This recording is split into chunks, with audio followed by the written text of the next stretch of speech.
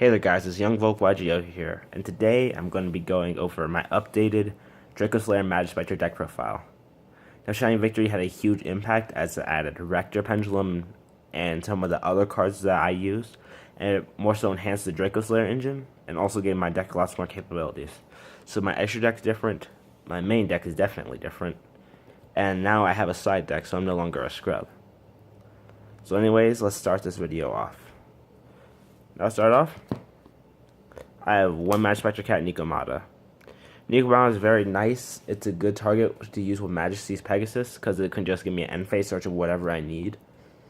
And oftentimes, if I can get it out other ways than just normal summoning it, it's amazing because if I have like a Sonics or Tempest, I don't care about this card that much because I can just get rid of it and its effect will still resolve. Or I can just use Sonics and it becomes, I have Pegasus on the field, then it's like 4,200 defense, and that's really tough to get over. So that's the first. Up next, I have 3 Majespecter Fox Kyubi, one of my 2 favorite Majespecters.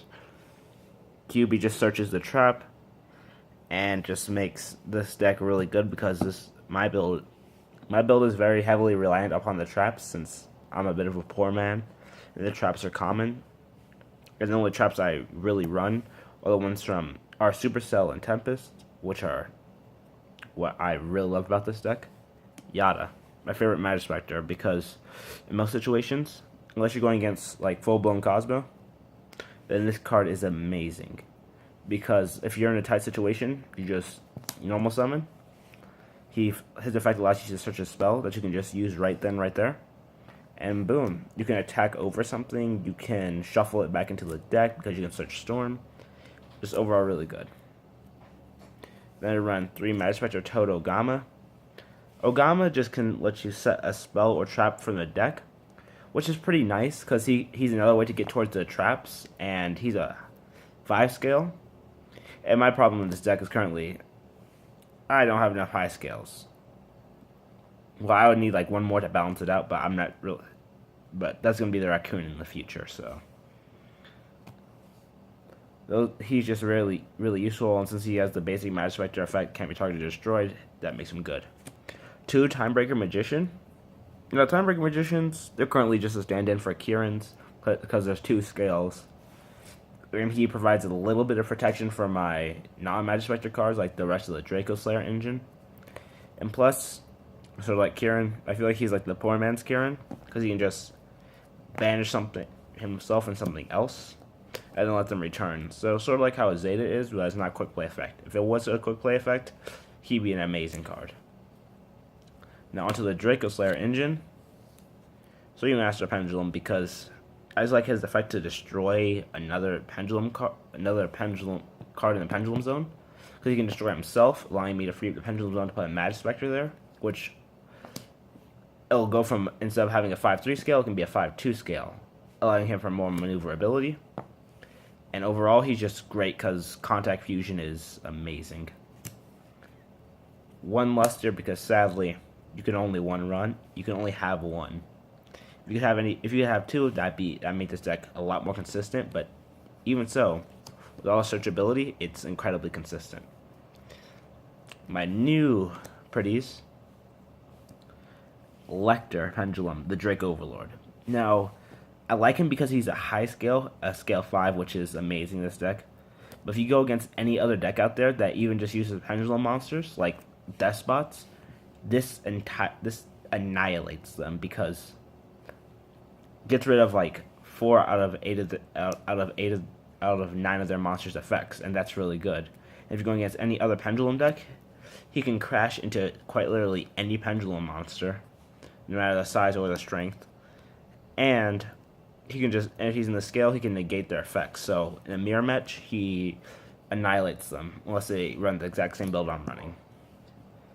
Now, 2 Vector because he gets rid of the scale effects, another very important part. So if I can like use Draco face off, I get lucky and he gets put in the scale, then that can stop entire plays. Like with the Ignites, those set a brick scale, I chain face off, Vector gets put in the scale, they are stuck with that brick scale unless they have Phoenix in hand. Just more so coming towards the conclusion of my Draco engine, Rescue Rabbit at 1 because he is limited, but overall he's really good because he can just be a free Dinoster, a free Majespecter. He can give me some free up some really good plays. 2 Angel Trumpeter. Now this guy is amazing. He's a level 4 tuner, no restrictions, and he's a normal. So I can rescue rabbit him out, go for a double synchro play. They can be used for a rank 4. And 1900 is pretty decent in this deck because most of my monsters have low stats. And the final card in the Draco engine, Draco Face Off. So sad that I got unlimited, but it's honestly a pretty good choice by Konami. But it's just, it can give you a scale whenever you need it. And now that the Dracos, each of them have their own 3s and their own 5s, I can complete any scale I need to just by selecting 2 of the other ones. Because the problem I had before was that I'd have to put out Luster and then I have to put out Vector, even though I only needed the 5 scale. So it could end up screwing me over either way. But now it's amazing. Also, Majespecter spells. Majespecter Storm, you tribute a Majespecter or just one spellcaster. So if you're running the Majespecter Magicians, because I hear that's a build out there, you can tribute like your Oath Dragon and you can shuffle a monster back in, which is pretty good. Sad thing is that it targets, so it's not like Ignister trapped in the spell, which will be amazing. I run 2 Majespecter Sonics because he's another search target with my spells. And he can double any Majespecter's attack, so like I was saying with Yada before, he can just let it swell to 2k, attack over something, or swell to 26 if I have Pegasus on the board. Or with any other Majespecters, because Yata and Nikomata, the cat, are the weakest Majespecters I have. But any other one of them, you search that out, they're at like 2,000. They're at 2,000 and some change, or they can even swap to 3k if it's QB. Now, next, Majesty's Pegasus, 1 Majesty's Pegasus and 1 Terraforming. Mainly just to search it out. I prefer to search things rather than to draw into them because that's a waste of a draw where you could have drawn something that you can't search. So, plus it doesn't thin the deck as much. But Majesty's Pegasus, the most amazing field spell I've ever seen. Besides Cosmo Town, of course, because that one's just gives a natural 300 boost, which can help with Sonics, because that can make a 600 difference if you use it right. But just the ability to tribute and the special summon from the deck, it lets you to recycle without having an actual cause. So, for example, let's say you're mid game, but you're not stomping anything, but you still need to search out cards by summoning, but you can't do that. And if you don't have the Unicorn, and if you don't have Majespecter Unicorn, yeah, it's Unicorn, you don't have Kieran on the board, then you can use this, tribute, special summon from the deck, and then you get another search. And once I get the Raccoon, this is going to be the easiest way to get him because Pegasus, tribute, search, and it just makes wonders happen. Now, a bit of a more Draco Palace thing, 2 Instant Fusion, because Instant Fusion is just very nice. I have 1 Norden, sadly. I wish that if Norden was at 2, then I would have no problem running this at 2. I sort of want to drop it down to 1, so I can keep another one of my tech cards in the build, which I'm about to show you guys after my next staple.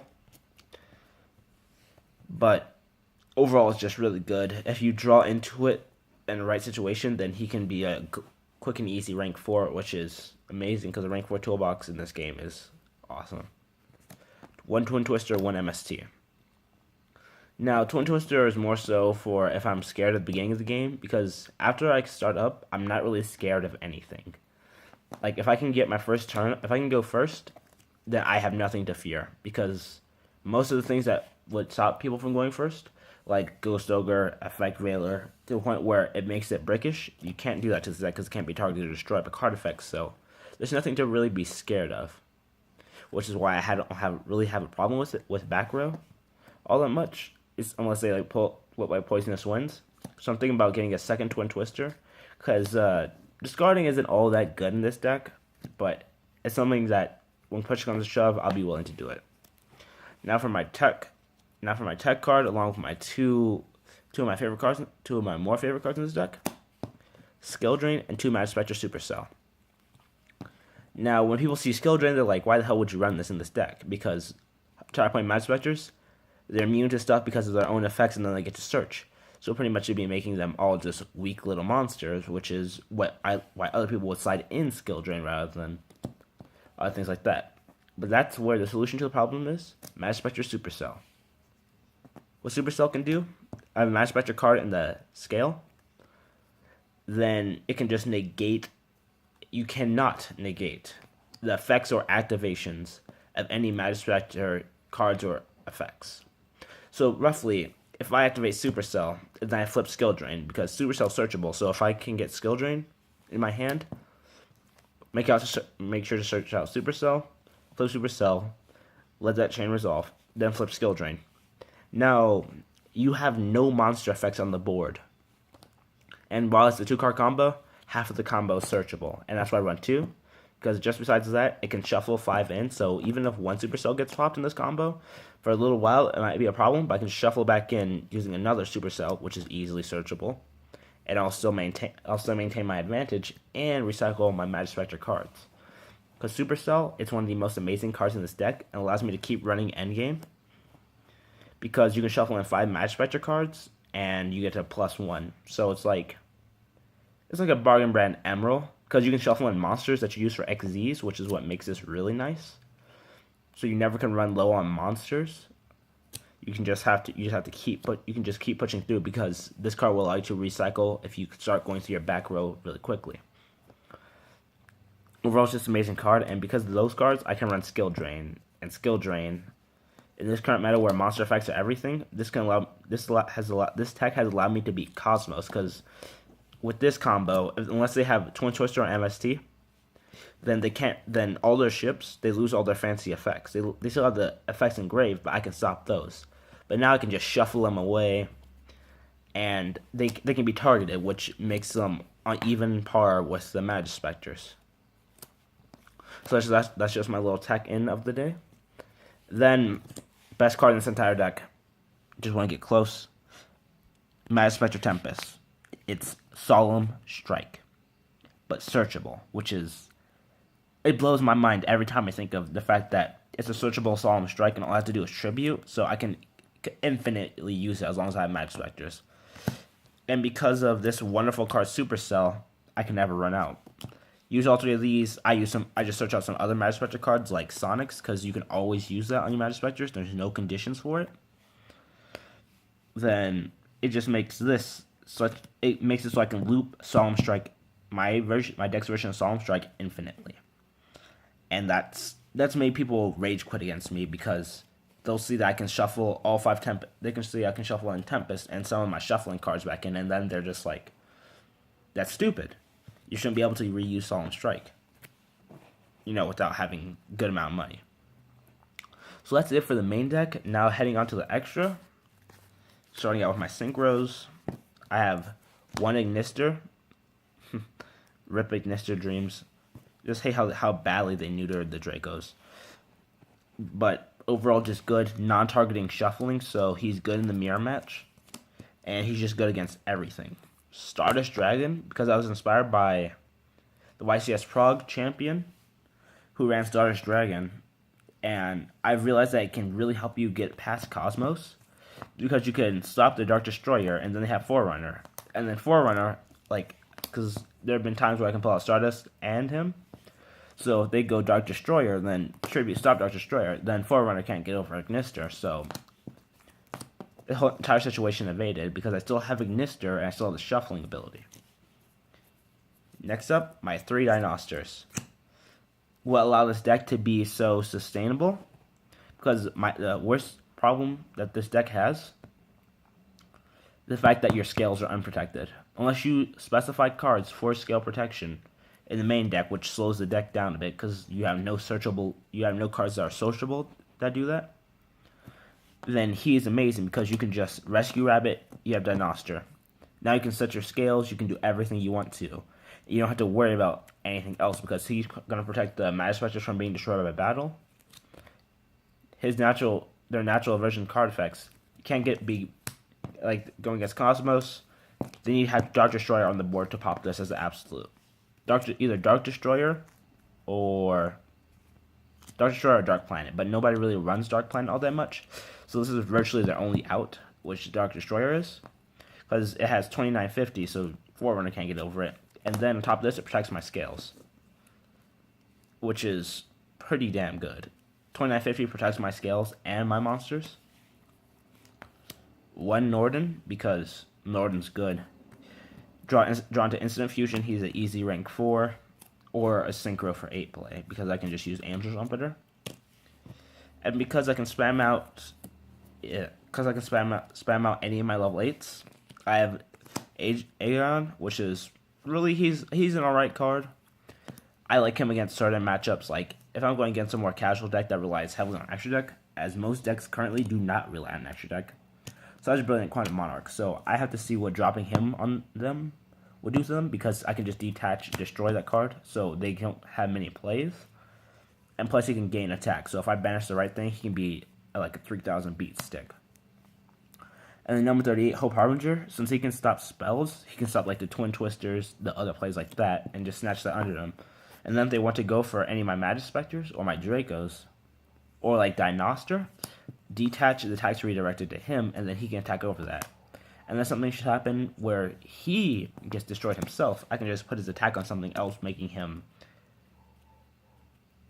any other XZ monster nearly unstoppable. But overall, they're both just really good in the right matchup. Why not perform a Trapeze Magician? Because he's really sweet, just in the fact that he can make any of my monsters attack twice, and then he can send them to the grave. And when they're in the grave, I can just use Supercell, shuffle them back in, accelerating the rate at which I can get my Tempest back. And then on top of that, he stops me from taking damage. So one of my biggest decks that's a problem, Chain Burn. Because I'll pen out 5, and then it's like 1, 2, 3, 4, 5 effects. And then Chain Burn will just end me right there. They'll carry on that chain to things where I never want it to happen. And it's just like, they're not destroying anything, but they just killed me. So he stops lots of the pain that Chain Burn can cause. And he can make something attack twice, like so. If I'm going in for a game, he can give another monster that's more disposable the OTK potential, but he'll still be there. Or if you have a monster that I can target and that I know can't get past me this turn, like I'll flip Threatening, and then activate use Trapeze Magician, because I was thinking about starting a Threatening, so it's just a hypothetical situation. That monster can attack twice, but you can't declare an attack, so it's absolutely nothing. And then that monster sent to the graveyard, which is not destruction, so it dodges around lots of effects. Number 39, Utopia. Sadly, I am too poor currently to get an S39, because that's what he's in here for until then. Because S39 is a really good out, especially with Norden, because I can just easily go into S39, attack over pretty much everything. And that's what S39 is going to be my out to, is the things I just can't. I don't have everything in my hand. I don't have everything in a situation for it, so I could just have to attack over it, and then have none of the effects go off. One Majespecter, because Majespecter is really sweet, because the end phase search and then special summon face up from the extra deck, allowing me to fuel my plays further. I like to call it like the Draco Circus, where you have Dinoster, Ignister, and Majespecter out all on like the first turn. Because it's just so much fun, because you're using one to fuel out the summon for the other. That one fuels out another summon, and just, it's wild. My last card that I currently have in the extra, Abyss Dweller. Abyss Dweller, nice to make with Norden, because then Abyss Dweller's at 22, which makes him a bit more formidable. And the fact that if I ever run into any of the older decks, like BA or PK, I have Dweller on the field, and that's just like detach. You're not doing anything this turn.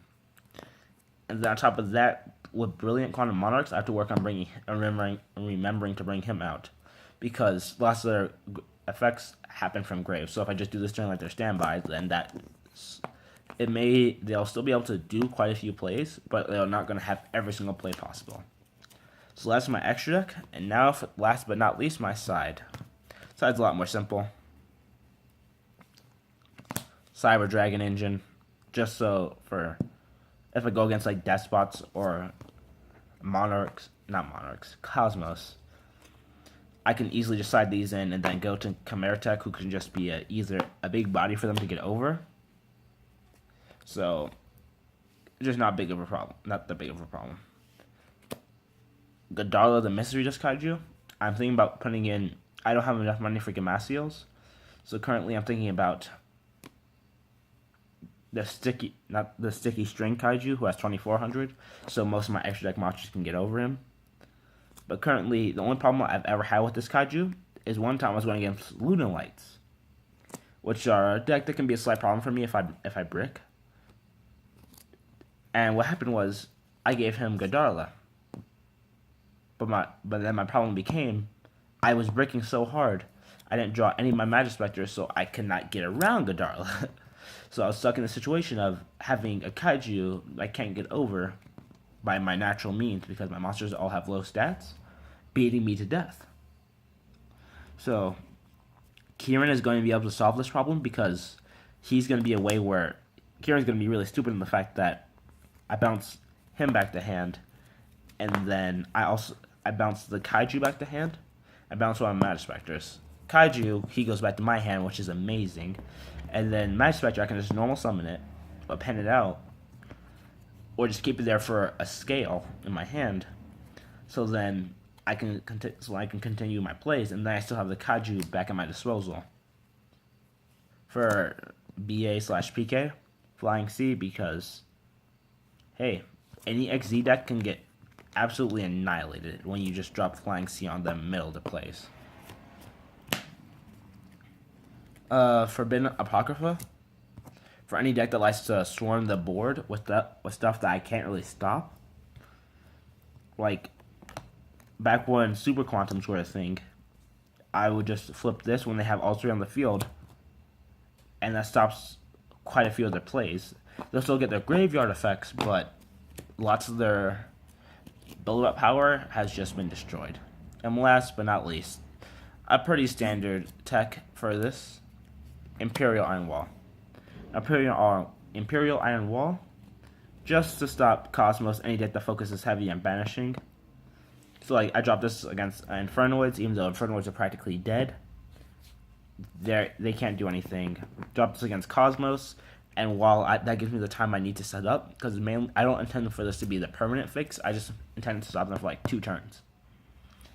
And then by that time I have like board with like 3 Tempest on the field, so they banish a pilot, Tempest negates, and then they're screwed. But anyways, guys, that's just been my updated Majespecter Dracoslayer deck profile. Thank you for watching. Please like, comment, and subscribe, because I want to, and most importantly, comment, because I want to have more feedback on my videos. But overall, thank you for watching, and tune in next time.